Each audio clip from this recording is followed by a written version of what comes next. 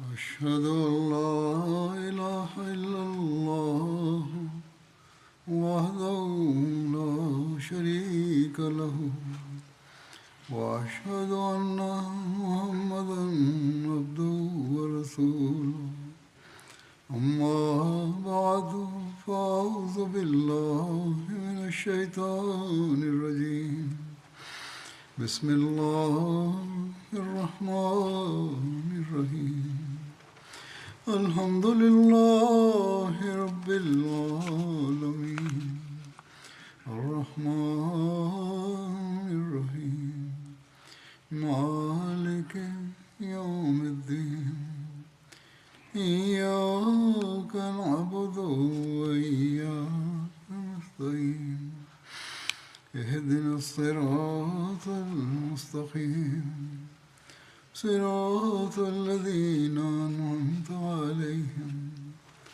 غير المغضوب عليهم ولا الضالين. В предыдущей проповеди я рассказывал о походах и битвах во времена посланника Аллаха, мир ему и благословения Аллаха.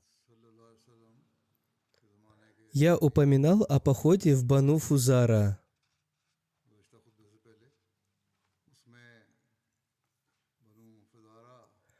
В событии похода на Бану Фузара в истории встречается случай убийства женщины по имени Умми Кирфа.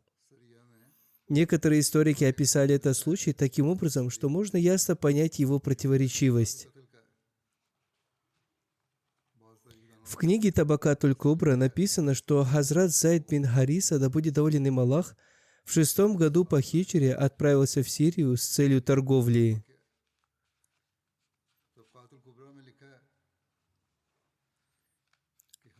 Он возил туда товары сподвижников посланника Аллаха, мир ему и благословения Аллаха. Когда он приблизился к долине Зукира, он встретился с несколькими людьми из племени Бану Бадр, которая являлась ветвью племени Бану Фузара. Эти люди избили его и его спутников и забрали все их товары. После этого, когда Хазрат Зайд, да будет доволен им Аллах, поправился, он пришел к посланнику Аллаха, мир ему и благословение Аллаха, и сообщил ему о случившемся. Посланник Аллаха, мир ему и благословение Аллаха, отправил его к тем людям, которые напали на него. Они ехали туда ночью, а днем скрывались. Однако племя Бану Бадр все равно узнали об этом.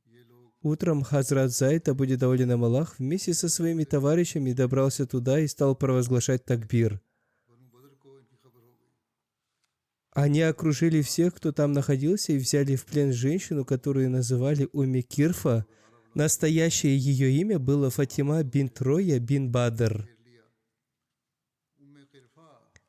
Они также взяли в плен и ее дочь по имени Джария бинт Малик бин Хузайфа бин Бадр. Хазрат Салма бин Аква, да будет доволен им Аллах, взял в плен Джарию и передал ее в дар посланнику Аллаха, мир ему и благословение Аллаха. Посланник Аллаха, мир ему и благословение Аллаха, передал ее Хазрату Хазму бин Аби Вахабу. В некоторых исторических книгах случай с убийством Умми Кирфа, как я уже упоминал ранее, описан очень странным образом, и это нельзя принять в свете исламского учения и практики.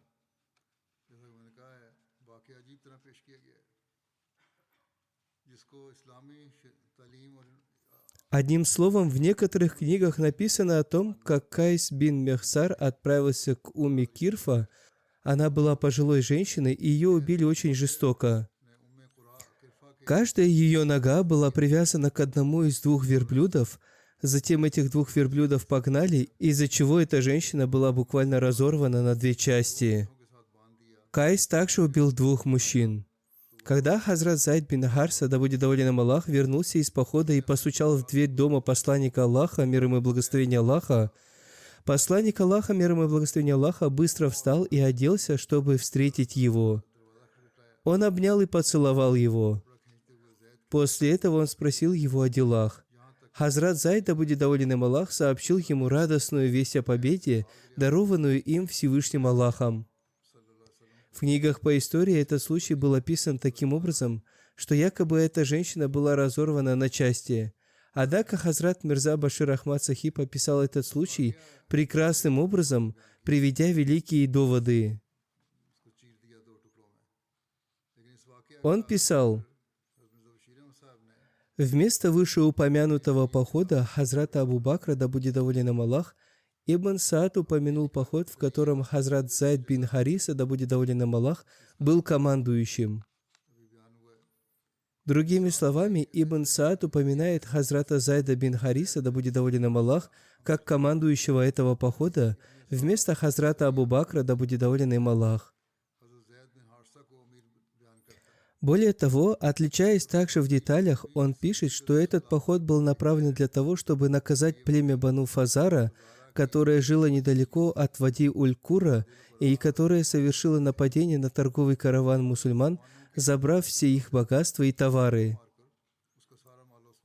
Движущей силой этого враждебного племени была старая женщина по имени Умми Кирфа, которая была ярым врагом ислама. Когда эта женщина была схвачена, человек по имени Кайс из отряда Зайда убил ее. Более того, Ибн Саад описывает историю этого убийства так, будто каждая ее нога была привязана к одному из двух верблюдов, а затем этих двух верблюдов погнали в противоположных направлениях, из-за чего эта женщина была буквально разорвана на две части. После этого ее дочь была отдана Хазрату Сальме бин Аква, да будет доволен им Аллах. Именно эта история в некоторой степени была также коротко упомянута Ибн Исхаком с сокращениями и вариациями. На основе этого повествования востоковед сэр Уильям Мьюир, который привык приводить больше подробностей, чем большинство европейских историков, с большим энтузиазмом делает это событие изюминкой своей книги, как пример варварского духа мусульман. На самом деле, сэр Уильям написал, что именно по этой причине он включил это событие в свою книгу, потому что мусульмане совершили жестокое деяние в этом походе. Таким образом, господин Мьюир написал: «В этом году было несколько незначительных набегов, едва ли требующих упоминания, но я не должен упускать ни одного из жестокого деяния, которое осталось бы без упоминания». Таким было заявление господина Мьюира. Анализируя его заявление, Хазрат Мирза Башир Ахмад написал следующее. Историк, который отдает предпочтение одному событию перед другим только на том основании, что оно доказывает жестокость и беспощадность народа и делает его изюминкой своей книги, на самом деле недостоин называться беспристрастным исследователем. Он сам писал, что опустит остальные инциденты и процитирует только этот инцидент. Это означает, что он был предвзятым и не беспристрастным исследователем. Это потому, что никогда нельзя ожидать, что такой человек обратит внимание на расследование того, был ли этот случай жестокости и беспощадности правдой или нет, потому что, делая это, он теряет доказательства, подтверждающие его правоту. В любом случае, господин Мьюир написал об этом случае в своей книге с особым энтузиазмом. Однако, как теперь станет очевидно, этот случай является совершенно недостоверным и полностью безосновательным. Более того, как с точки зрения его описания, так и с точки зрения здравого смысла, доказано, что это повествование сфабриковано.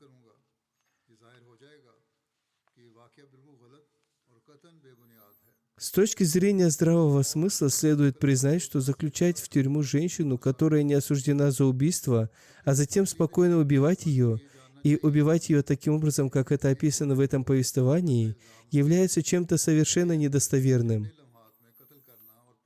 Ислам строго запрещает убивать женщин на поле битвы, и мы уже упоминали наставления посланника Аллаха, мир ему и благословения Аллаха, которые он давал относительно запрета убийства женщин при фундаментальном обсуждении принципов джихада. Так, в хадисе упоминается, что однажды женщина из вражеского племени была найдена мертвой на поле битвы, и хотя было неизвестно, при каких обстоятельствах и чьей рукой она была убита, Увидев это, посланник Аллаха, мир ему и благословение Аллаха, был крайне недоволен. Посланник Аллаха, мир ему и благословение Аллаха, решительно заявил своим сподвижникам, что такое никогда не должно повториться. Аналогичным образом, также упоминалось, что всякий раз, когда посланник Аллаха, мир ему и благословение Аллаха, отправлял свои войска в дополнение ко всем другим советам, одним из наставлений, которые он давал своим сподвижникам, было не убивать женщин и детей.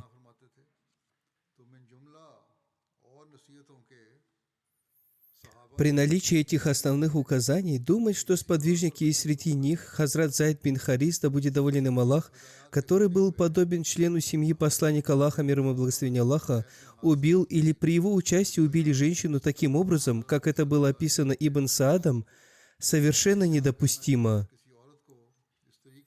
Несомненно, что хотя поступок убийства в этом повествовании не был приписан Хазрату Зайду, да будет доволен им Аллах, скорее он был приписан другому мусульманину. Но поскольку этот случай произошел под командованием Хазрата Зайда, да будет доволен им Аллах, в любом случае окончательная ответственность лежала бы на нем. Более того, мнение относительно Хазрата Зайда, да будет доволен им Аллах, прекрасно знающего учения посланника Аллаха, мир ему и благословение Аллаха, что он позволил чему-то подобному произойти под его надзором, не может быть принято ни в малейшей степени. Неизменно, если женщина совершает преступление, она получит наказание за это преступление, и шариат ни одной религии и закон ни одной страны не делает исключения для женщин, совершивших преступления. Более того, случаи наказания женщин, скорее даже казни женщин за убийство, освещаются в новостях ежедневно. Однако убийство женщины просто из-за религиозной вражды и, более того, убийство ее таким образом, как описано в этом повествовании, является таким деянием, которое явно отвергается основополагающим наставлением посланника Аллаха, мир ему и благословение Аллаха, и всей исламской историей. Более того, если утверждается, что эта женщина была преступницей, и, как упоминается в различных повествованиях, она замышляла убить посланника Аллаха, мир ему и благословение Аллаха, то и по этой причине приговор об убийстве мог быть вынесен ей вполне законно. Однако вопрос заключается в том, что если сподвижники посланника Аллаха, мир ему и благословение Аллаха, не убивали более серьезных и более жестоких преступников, чем Умми Кирфа, и к тому же врагов мужчин, таким образом, то думать, что с пожилой женщиной поступили так, да еще и под надзором такого хорошо информированного сподвижника, как Хазрат Зайд бин Хариса, да будет доволен им Аллах, совершенно недопустимо. Таким образом, с точки зрения здравого смысла, ложность и вымышленность этой истории очевидна и ясна, и ни один беспристрастный человек не может усомниться в этом. Теперь остается аспект повествования. Во-первых, Ибн Саад или Ибн Исхак не предоставили подтверждения подлинности этого повествования, и без надежного источника повествования такого рода, которое противоречит ясному указанию посланника Аллаха, мир ему и благословение Аллаха, и общепринятой и известной практики сподвижников, не может быть принято вообще. Во-вторых, этот самый рассказ был упомянут в Сахих Муслим и в Сунан Абу Дауд, которые являются двумя очень достоверными книгами хадисов, но об убийстве Умми Кирфа в них вообще не было упомянуто. Кроме того, в различных других деталях этот рассказ отличается от рассказа Ибн Саада и других. Более того, достоверные хадисы определенно и повсеместно принимаются как гораздо более надежные и достойные предпочтения. По этой причине повествования Ибн Саада и других не имеют никакого веса по сравнению с Сахих Муслим и с Сунан Абу Дауд. Это различие становится еще более очевидным, когда мы принимаем во внимание, что там, где Ибн Саад и Ибн Исхак упоминали свои повествования без какого-либо доказательства их достоверности, с другой стороны, имам Муслим и Абу Дауд предоставили полную цепочку передатчиков своих повествований. В любом случае, по сравнению с осторожностью в признании повествования достоверным, практикуемого мухаддисами, которые работали очень осмотрительно, повествования историков не имеют никакой ценности. В повествовании Муслима и Абу Дауда не упоминается убийство Умми Кирфы. В нем не упоминается даже имя Умми Кирфы, а имя командующего записано как Хазрат Абу Бакр, да будет доволен им Аллах, а не Хазрат Зайд, да будет доволен им Аллах. Независимо от этого, мы не можем себе представить, что этот поход был совсем другим, так как остальные важные детали в своей совокупности одинаковы. Например, в этих двух повествованиях написано, что этот поход был против племени Бану Фазара. В обоих этих повествованиях упоминается, что вождем племени Бану Фазара была пожилая женщина. В обоих повествованиях упоминается о заключении этой женщины. В обоих этих повествованиях упоминается, что у этой женщины была дочь, которая также была заключена вместе с ней. В обоих повествованиях упоминается, что эта девушка была передана Хазрату Сальме бин Аква, да будет доволен им Аллах. Кроме этого, есть сходство и в других фактах. Теперь поразмыслите, при наличии этих существенных и фундаментальных общих черт, возможно ли представить для человека, что это были два разных рассказа? Однако мы не опираемся только на эту рациональную аргументацию. Скорее, исследователи прошлого ясно написали, что повествование Сахих Муслим и Сунан Абу Дауд – это то же самое повествование, которое Ибн Саад записал по-иному. Таким образом, Аллама Зуркани, имам Сухайли и Аллама Халаби ясно написали, что это то же самое повествование, которое Ибн Саад и Ибн Исхак ошибочно упомянули в истории с женщиной по имени Умми Кирфа. Более того, доказательством того, что это было то же самое событие, является то, что Табари упомянул оба этих повествования, расположив их рядом, и ясно написал, что оба эти повествования являются описанием одного и того же события.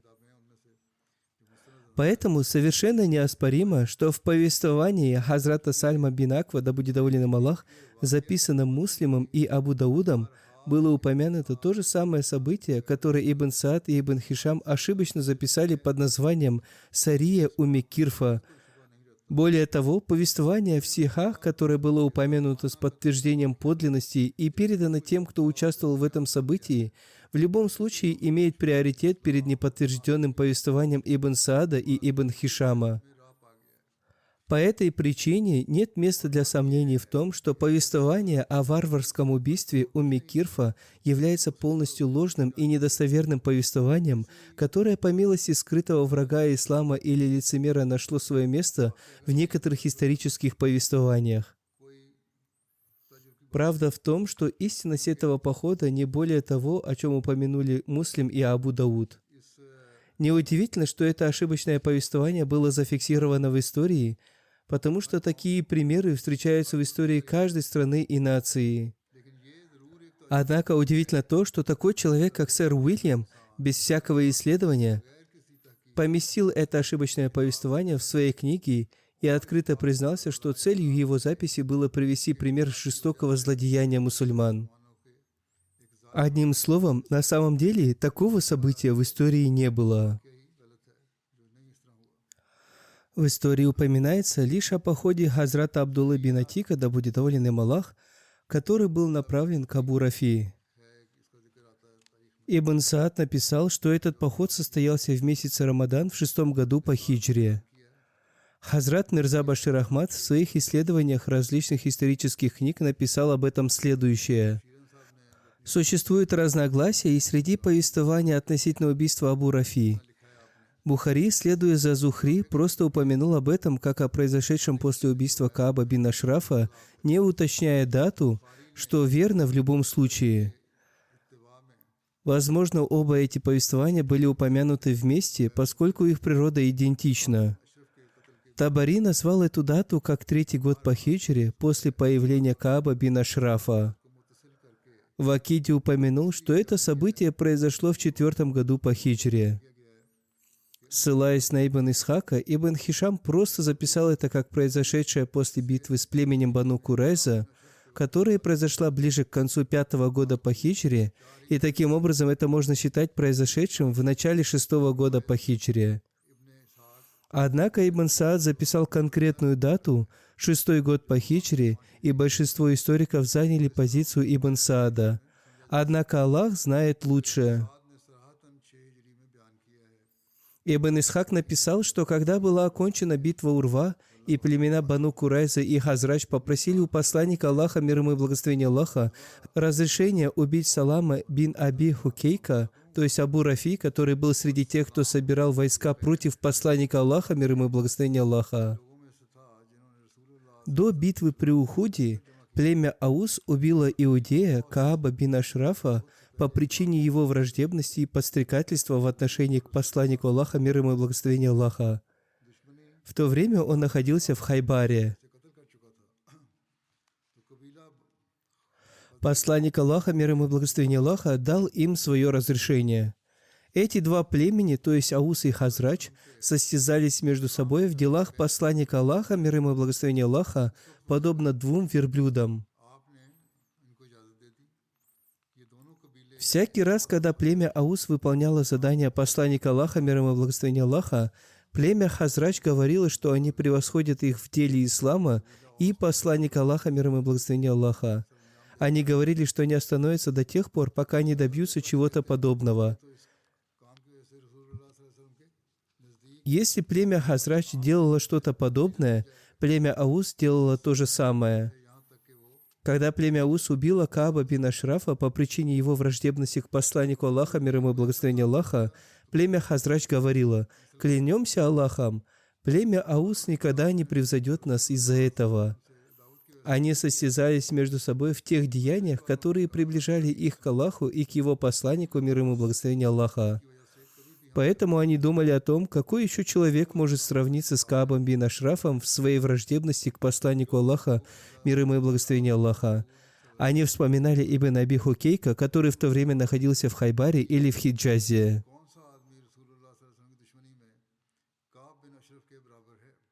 Ибн Саад написал, что племя Хазрач по этому поводу сказало, что Абу Рафи бин Аби Хукейк собрал племя Гатфан и многобожников вокруг них и назначил крупное вознаграждение за сражение с посланником Аллаха, мир ему и благословение Аллаха. Племя Хазрач попросило у посланника Аллаха, мир ему и благословение Аллаха, разрешения убить его, и он разрешил это. Таким образом, для достижения этой цели вызвались 5 человек из племени Бану Салма, ветви племени Хазрач. Их имена следующие: Абдулла бин Атик, Масуд бин Синан, Абдулла бин Анис Джухани, он был союзником ансаров, Абу Катада Харс бин Рабии и Хузаи бин Асвад. Они все отправились туда. По версии Мухаммада бина Умара и Ибн Саада, 5-м из них был Асвад бин Хузай. Он был союзником ансаров из племени Аслам. Бара бин Азиб добавил в этот список Абдуллу бин Утбу, как об этом сообщается в хадисах Бухари. Таким образом, их стало 6 человек. Ибн Укба и Сухайли добавили в этот список Асада бин Харама, и их стало 7 человек. Посланник Аллаха, мир ему и благословение Аллаха, назначил их главой Абдулла бин Атика и запретил им убивать детей и женщин. Обратите внимание, ведь здесь тоже было ясно сказано не убивать женщин и детей. Детали убийства Абу Рафи описаны в Сахих Бухари следующим образом. Сообщается, что Аль-Бара, да будет доволен им Аллах, сказал: «В свое время посланник Аллаха, мир ему и благословение Аллаха, отправил несколько человек из числа ансаров убить иудея Абу Рафи, назначив старшим над ними Абдуллаха ибн Атика». Что же касается этого Абу Рафи, вина его состояла в том, что он наносил обиды посланнику Аллаха, мир ему и благословение Аллаха, и оказывал помощь его врагам, а жил он в своем укреплении в Хиджазе. Когда эти люди приблизились к его укреплению, солнце уже зашло, а люди пригнали свой скот с пастбищ, и Абдуллах ибн Атик сказал своим товарищам: «Сидите на своих местах, а я пойду и постараюсь договориться с привратником. Может быть, мне удастся проникнуть туда». И он направился туда. Подойдя к воротам, он прикрыл лицо одеждой, прикидываясь, что удовлетворяет нужду. Еще в одном повествовании Абдуллах ибн Атик сообщает: «Я пытался зайти в крепость, в то время как ее жители потеряли своего осла и вышли с факелами искать его. Я боялся, что они узнают меня, поэтому прикрыл голову и присел, как будто справляю нужду». Тогда привратник сказал: «Кто хочет войти, пусть войдет, прежде чем я закрою ворота». Я вошел и спрятался в стойле осла возле ворот крепости. Тем временем все люди уже вошли вовнутрь, и привратник, обратившись к нему, сказал: «О раб Аллаха, если желаешь войти, то входи, так как я хочу запереть ворота».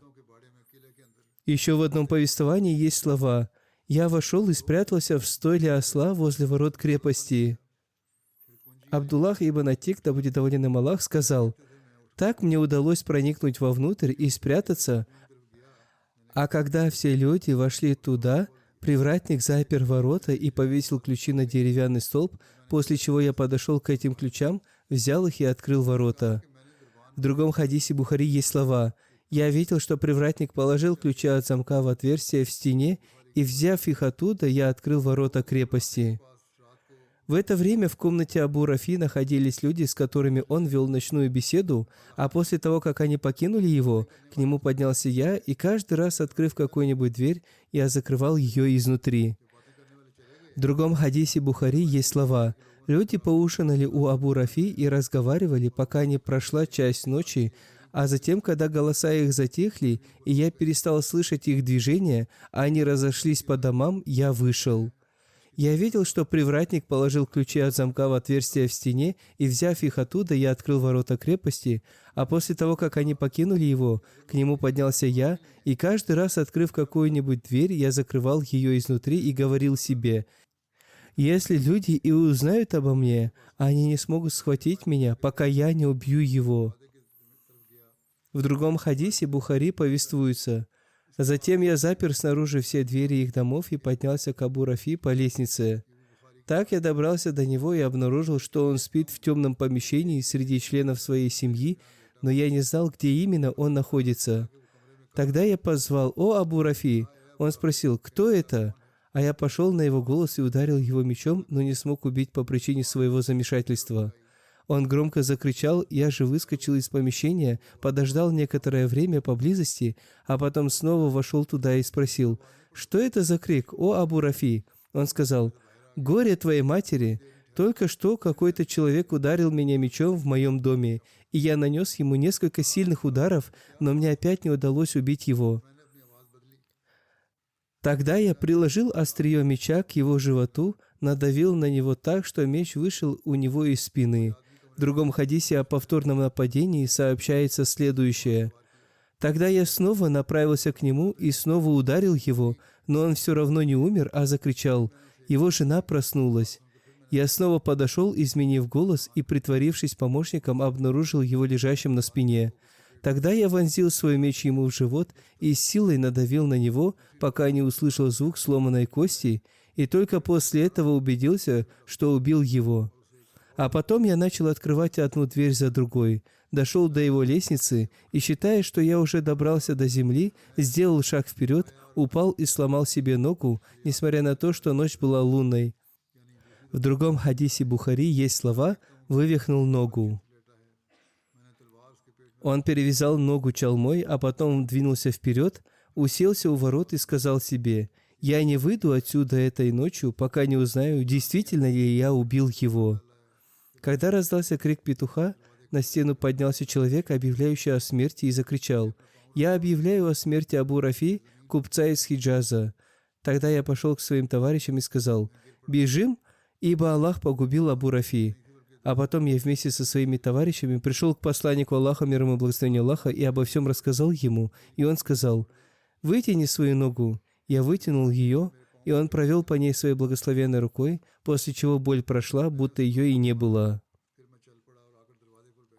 В другом хадисе сообщается, что Абдуллах бин Атик сказал: «Я пошел к своим товарищам и сказал: идите и обрадуйте посланника Аллаха, мир ему и благословение Аллаха, этой вестью. Я же не покину это место, пока не услышу, как объявит о его смерти». Когда рассвело, человек, объявляющий о смерти, поднялся на стену и объявил: «Я сообщаю вам о смерти Абу Рафи». Тогда я встал и пошел, не ощущая боли в ноге. Я догнал своих спутников, прежде чем они достигли посланника Аллаха, мир ему и благословение Аллаха, которого я же и обрадовал.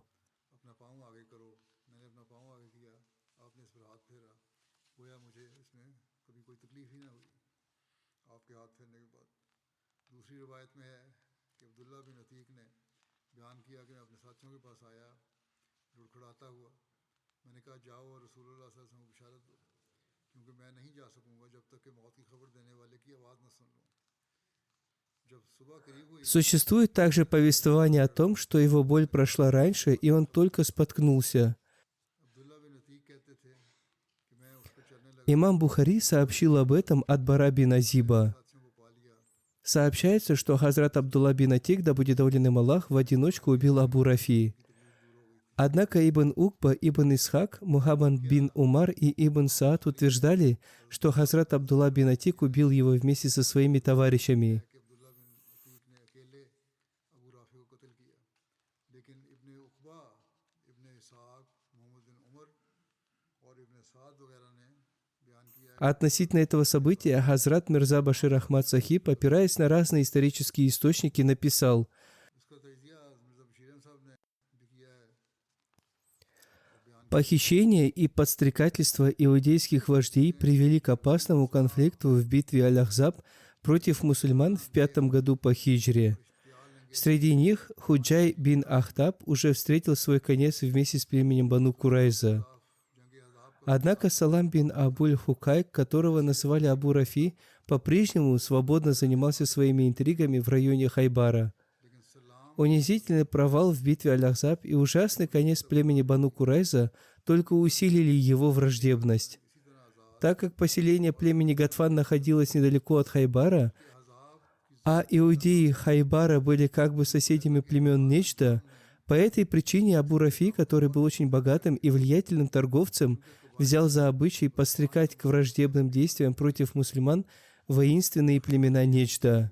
और नजद के कबाइल आपस में गोया हमसाए थे, इसलिए अबू राफे ने, जो एक बहुत बड़ा ताजिर और अमीर В своей враждебности к посланнику Аллаха, мир ему и благословение Аллаха, он был похож на Кааба бин Ашрафа. मुसलमानों के खिलाफ उकसाता रहता. Таким образом, в то время, о котором мы сейчас говорим, он предоставил племени Гатфан очень значительную финансовую помощь для нападения на посланника Аллаха, мир ему и благословение Аллаха. इस जमाने में जिसका जिक्र कर Кроме того, исторически доказано, что иудеи Хайбара во главе с Абу Рафи создавали беспорядки и представляли угрозу для мусульман со стороны племени Бану Саад в месяце Шабан, и с целью защиты от этого из Медины было отправлено войско под предводительством Хазрата Али, да будет доволен им Аллах. को पैदा हुआ था और इसके सब Но для Абу Рафи этого было мало, он жаждал мусульманской крови, и благословенное лицо посланника Аллаха, мир ему и благословение Аллаха, было ненавистно его глазам.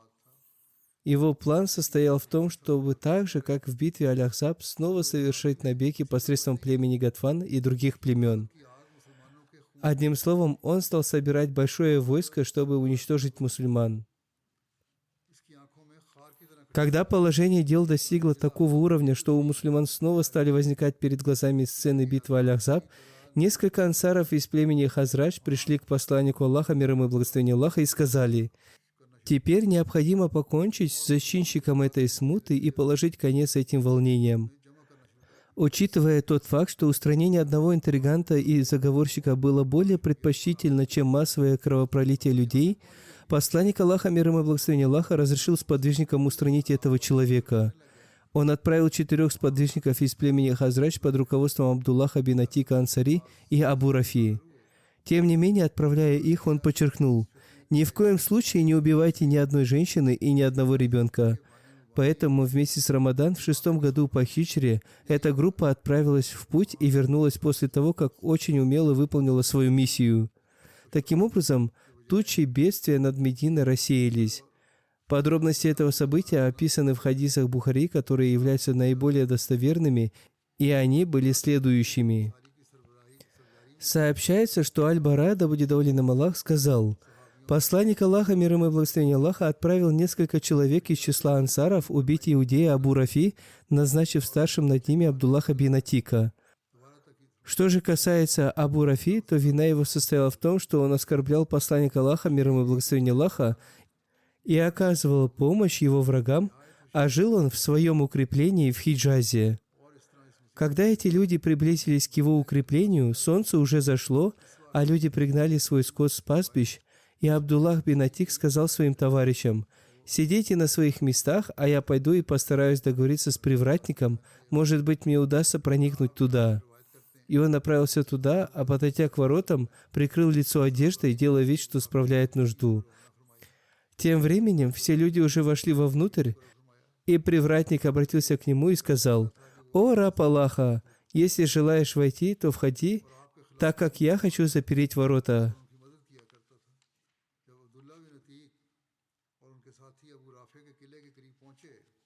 Абдуллах бин Атик, да будет доволен им Аллах, сказал: «Так мне удалось проникнуть вовнутрь и спрятаться, а когда все люди вошли туда, привратник запер ворота и повесил ключи на деревянный столб, после чего я подошел к этим ключам, взял их и открыл ворота.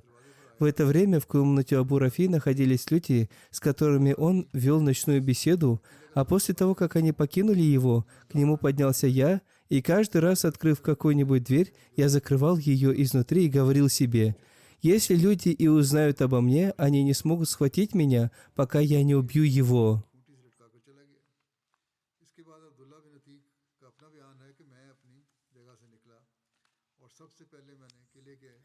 Так я добрался до него и обнаружил, что он спит в темном помещении среди членов своей семьи, но я не знал, где именно он находится. Тогда я позвал: «О, Абу Рафи!» Он спросил: «Кто это?» А я пошел на его голос и ударил его мечом, но не смог убить по причине своего замешательства. Он громко закричал, я же выскочил из помещения, подождал некоторое время поблизости, а потом снова вошел туда и спросил: «Что это за крик, о Абу Рафи?» Он сказал: «Горе твоей матери! Только что какой-то человек ударил меня мечом в моем доме, и я нанес ему несколько сильных ударов, но мне опять не удалось убить его».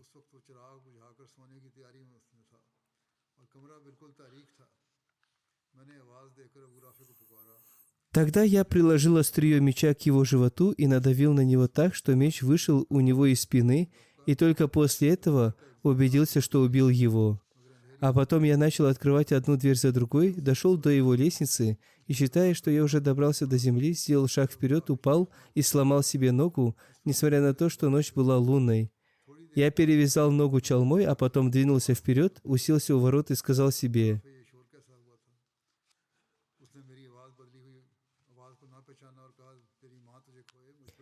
«Я не выйду отсюда этой ночью, пока не узнаю, действительно ли я убил его».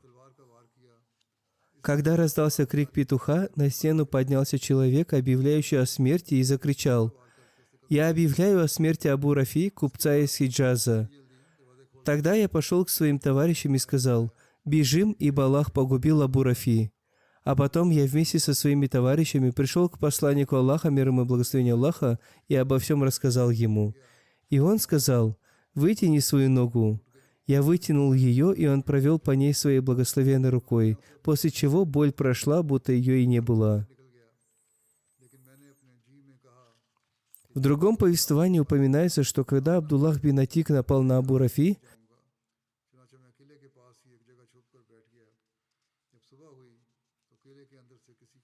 его жена начала громко кричать, и он забеспокоился, что другие могут услышать ее шум и крик. После этого он поднял меч, чтобы убить ее, но потом вспомнил, что посланник Аллаха, мир ему и благословение Аллаха, запретил убивать женщин, и поэтому он воздержался от этого. Нам не нужно вступать здесь в дискуссию о том, насколько оправданным было убийство Абу Рафи. Кровавые действия Абу Рафи – это открытая страница истории. По сути, следует помнить следующие моменты. Во-первых, в эту эпоху мусульмане находились в очень слабом состоянии, окруженные невзгодами со всех сторон, и огонь вражды пылал по всей земле. Казалось, что земля объединилась, чтобы уничтожить мусульман. Во-вторых, в эти сложные времена Абу Рафи разжигал огонь вражды против мусульман. Более того, с помощью своей власти, влияния и богатства он подстрекал различные племена Аравии против ислама. Также, подобно битве при Ахзабе, он готовился объединить варварские племена Аравии, чтобы снова начать наступление на Медину.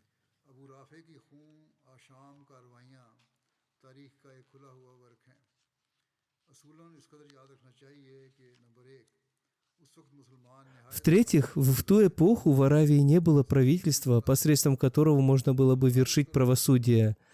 Вместо этого каждое племя было свободным и независимым.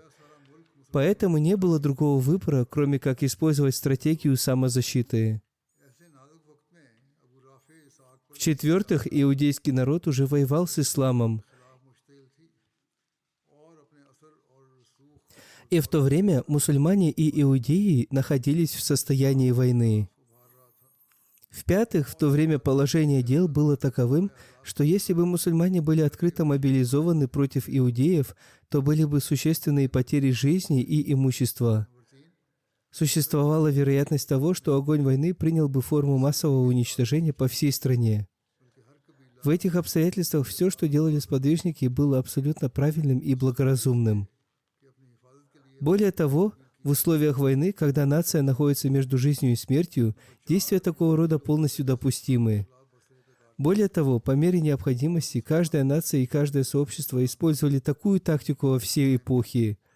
नंबर 5 उस वक्त ऐसे हालात थे Однако, к сожалению, в эту эпоху морального упадка проявление сочувствия к преступникам возросло до такой незаконной степени, что даже тиран становится героем. होकर मुल्क में आलमगीर तबाही का रंग न पैदा कर दे। इन हालात Наказание, которое он получает, приводит к привлечению сочувствия простых людей, и его преступления забываются. जंग में जबकि Однако, что касается ислама, то мы признаем, что он чист от таких ложных эмоций. Он относится к преступнику как к преступнику и рассматривает его наказание как милость к стране и обществу. Он учит, что гниющую часть тела следует ампутировать и не ждать, пока гниющая часть тела уничтожит здоровое. इस नाजायज हद तक जायज पहुंच गया है। Теперь остается способ, которым применялось наказание. В связи с этим, как уже упоминалось, учитывая обстоятельства Аравии в то время и принимая во внимание, что мусульмане и иудеи находились в состоянии войны, способ, который был применен, был наилучшим и наиболее подходящим для установления мира в обществе. Поэтому мы уже написали фундаментальную заметку на эту тему в выпуске Кааба бин Ашрафа во 2 томе, поэтому нет необходимости в ее повторении. Что касается исцеления ноги Абдуллы бин Атика, в повествовании Бухари не разъясняется, произошло ли это исцеление немедленно, сверхъестественным образом. वो एक सड़े हुए उज़्व को जिस्म से काट लेने की तालीम देता है और इस बात का इजहार नहीं करता कि एक मुतअफ़्फ़न उज़्व अच्छे और तंदुरुस्त अज़ा को ख़राब कर दे। बाकी रहा तरीक सज़ा का सवाल सो इसके Или оно медленно и постепенно следовало своему естественному ходу исцеления.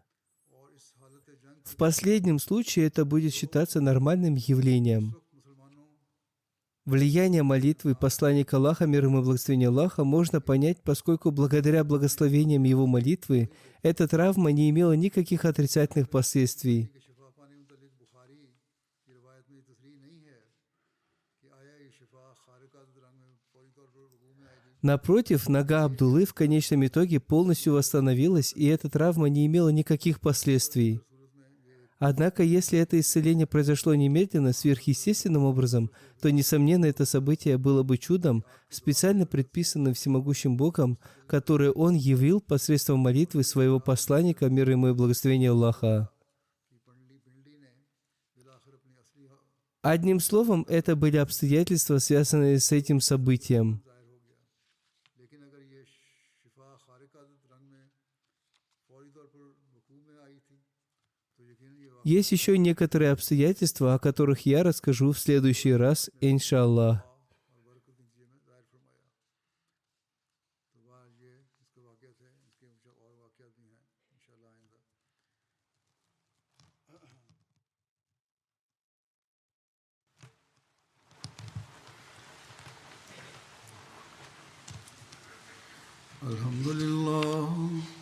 الحمد لله نحمده ونستعينه ونستغفره ونؤمن به ونتوكل عليه ونعوذ بالله من شرور أنفسنا ومن سيئات أعمالنا من يهده الله فلا مضل له ومن يضلل فلا هادي له ونشهد أن لا إله إلا الله ونشهد أن محمدا عبده ورسوله